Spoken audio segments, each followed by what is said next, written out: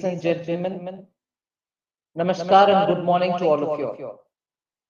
I had planned to travel to Mumbai to join you in this event, but I had to stay back to carry on with some legislative business in the parliament, today being the last day of the session. So I take this opportunity to share my thoughts with you virtually. This seminar is taking place just before the G20 summit in Delhi next month. India has been holding the G20 presidency for more than 8 months now. During these months, India has helmed and piloted a huge amount of work under various G20 tracks. The finance track has seen the delivery of a sizable number of outcomes, most of which will contribute to addressing the present and the emerging global economic challenges. This event is another opportunity for us to acknowledge, understand, and to discuss the challenges, opportunities, and the way forward. Today, multilateralism is facing one of its biggest challenges. In recent times, we've not seen anything like this.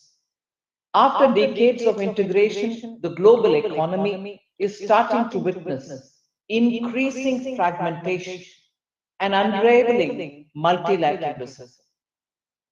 These were the circumstances in which India assumed its presidency.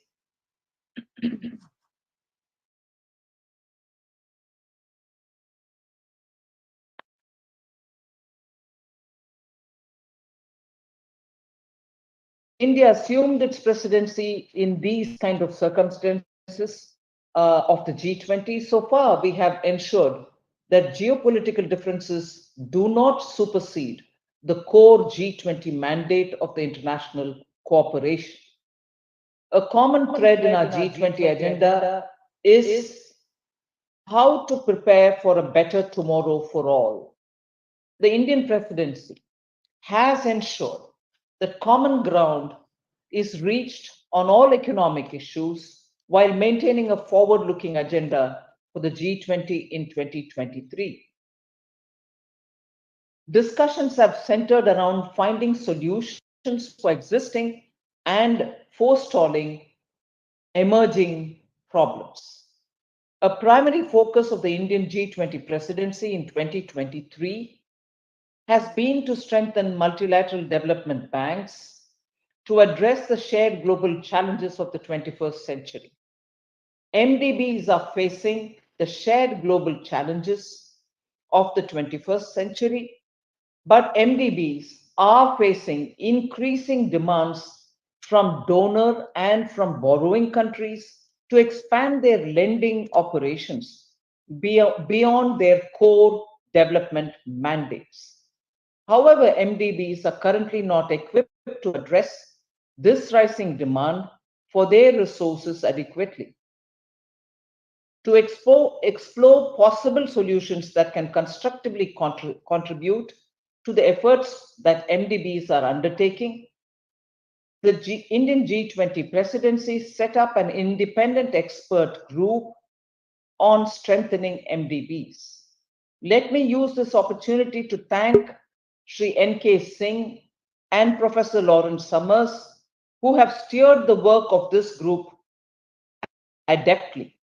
Volume 1 of their report has been submitted, and Volume 2 is expected to be presented before the fourth and the final one to tackle global challenges alongside their core missions of poverty reduction and shared prosperity. Two, to triple their sustainable lending level by 2030. And three, to enhance their financial strength through capital adequacy improvements and general capital increases. Implementing these recommendations within each MDB's governance framework can significantly enhance their capacity to address diverse financing challenges in the future with a focus on the priorities of the global south. I'm happy that the first panel in today's seminar will be deliberating on this agenda, including the triple agenda recommended by the report. I hope that the discussion in the panel will provide some key insights that can contribute to preparing volume 2 of the report.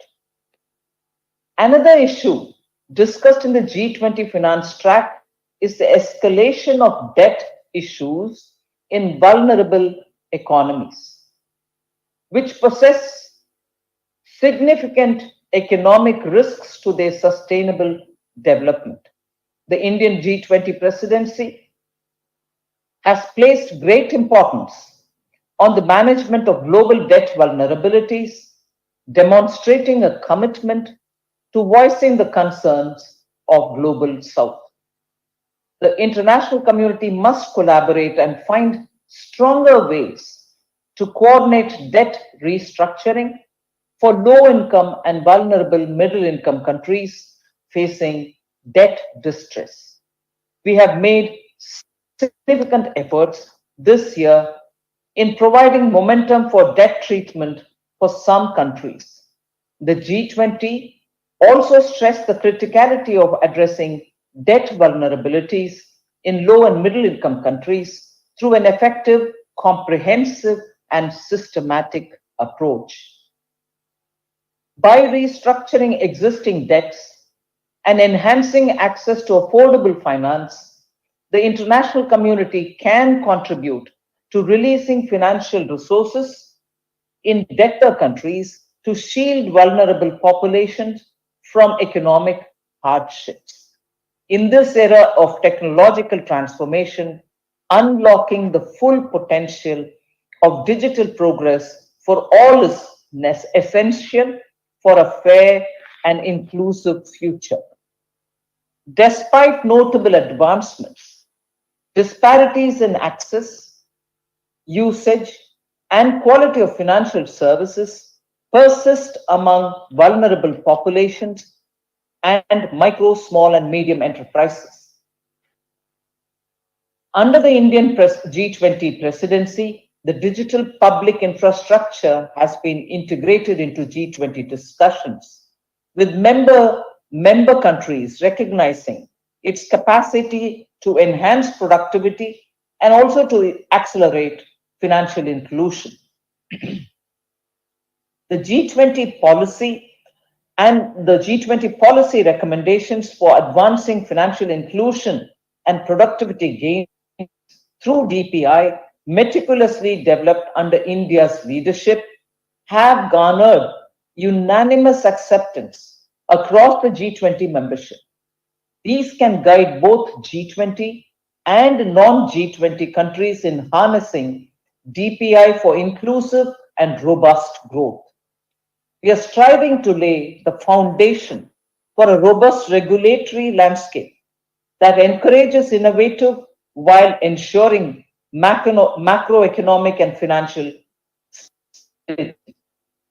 The upcoming synthesis paper developed by the IMF and the FSB, coupled with the roadmap, will be instrumental in shaping future regulatory measures for crypto assets. As we move towards the Leaders Summit in September 2023, we stand committed to facilitating a secure and dynamic financial environment that benefits all nations and fosters inclusive growth. The Indian G20 presidency has also emphasized innovative financing models to mobilize private sector investments and address the infrastructure gap, financing gap, crucial for building future cities. We have laid the groundwork for the G20 principles for financing cities of tomorrow. This framework holds the potential to guide MDBs and other development financing institutions in their planning and financing of sustainable urban infrastructure. The support and endorsement from G20 members further affirm the importance of our work in shaping cities that exhibit resilience and are vibrant hubs of growth and opportunity. As we reflect on these global issues, we can benefit from the invaluable contribution of various stakeholders. I'm confident that today's event will generate insightful discussions and contribute to shaping discussions in the final stretch of the Indian G20 presidency in the finance track. I wish you all some enriching discussions today. Thank you very much.